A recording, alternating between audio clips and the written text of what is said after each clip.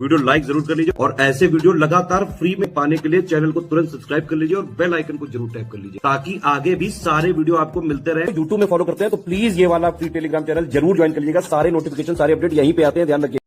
Hello everyone, welcome to ROA by study for civil services, myself Alka Pande. तो दोस्तों, हम लोग देख रहे हैं पर्यावरण एवं पारिस्थितिकी और आज इसमें पढ़ेंगे गंगा एक्शन प्लान के बारे में। ठीक है, तो यह नदी कार्य योजना थी जो 1985 में पर्यावरण एवं वन मंत्रालय द्वारा लाई गई थी। ठीक है, 1985 में पर्यावरण वन मंत्रालय द्वारा लाई गई एक नदी कार्य योजना थी और इसका उद्देश्य था जल अवरोधन, डायवर्जन एवं घरेलू सीवेज के उपचार द्वारा पानी की गुणवत्ता में सुधार करना। ठीक है, तथा विषाक्त एवं औद्योगिक रासायनिक कचरे, पहचान की गई प्रदूषणकारी इकाइयों से नदी को प्रवेश करने से रोकना था। ठीक है, तो मेन इसका जो उद्देश्य था वो था पानी की गुणवत्ता में सुधार करना। तो राष्ट्रीय नदी गंगा बेसिन प्राधिकरण, इसके बारे में देख लें तो इसका गठन भारत सरकार ने 2009 में पर्यावरण संरक्षण अधिनियम 1986 की धारा 3 के तहत किया था और इसकी अध्यक्षता जो है प्रधानमंत्री द्वारा की जाती है। राष्ट्रीय गंगा बेसिन प्राधिकरण की अध्यक्षता प्रधानमंत्री द्वारा की जाती है और इसने गंगा को भारत की राष्ट्रीय नदी घोषित किया था। वर्ष 2010 में सरकार द्वारा सफाई अभियान को यह सुनिश्चित करने के लिए प्रारंभ किया गया कि वर्ष 2020 तक कोई भी अनौपचारिक नगरपालिका सीवेज या औद्योगिक अपवाह नदी में प्रवेश न करे। 2014 में नमामि गंगे कार्यक्रम आया, तो इसमें राष्ट्रीय नदी गंगा के संरक्षण एवं कायाकल्प तथा प्रदूषण के प्रभावी उन्मूलन के दोहरे उद्देश्यों को पूरा करने के लिए एक एकीकृत संरक्षण मिशन के रूप में प्रारंभ किया गया था इसको।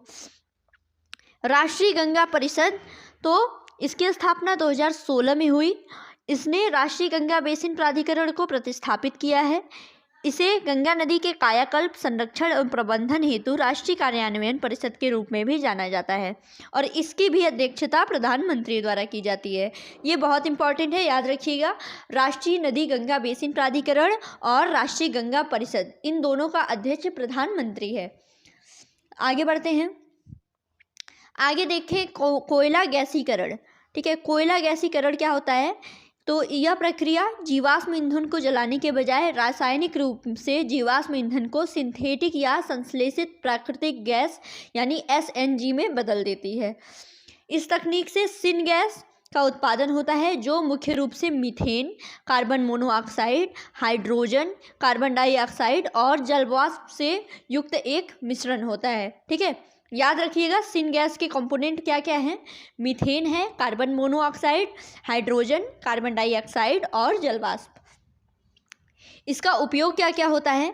इसका उपयोग उर्वरक, ईंधन, विलायक और संश्लेषित सामग्री की एक विस्तृत श्रृंखला का उत्पादन करने के लिए किया जा सकता है। इसका उपयोग मुख्य रूप से विद्युत उत्पादन के लिए, रासायनिक कच्चे या उर्वरक उत्पादन के लिए किया जाता है। कोयला गैसीकरण की प्रक्रिया से प्राप्त हाइड्रोजन का उपयोग विभिन्न प्रयोजनों जैसे अमोनिया बनाना, हाइड्रोजन ईंधन आधारित अर्थव्यवस्था को शक्ति प्रदान करने के लिए किया जा सकता है। अब है भूमिगत कोयला गैसीकरण, UCG।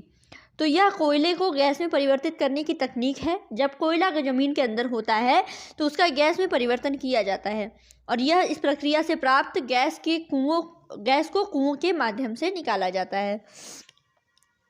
आगे है, वर्तमान में देश में यूरिया का उत्पादन प्राकृतिक गैस का उपयोग करके किया जाता है।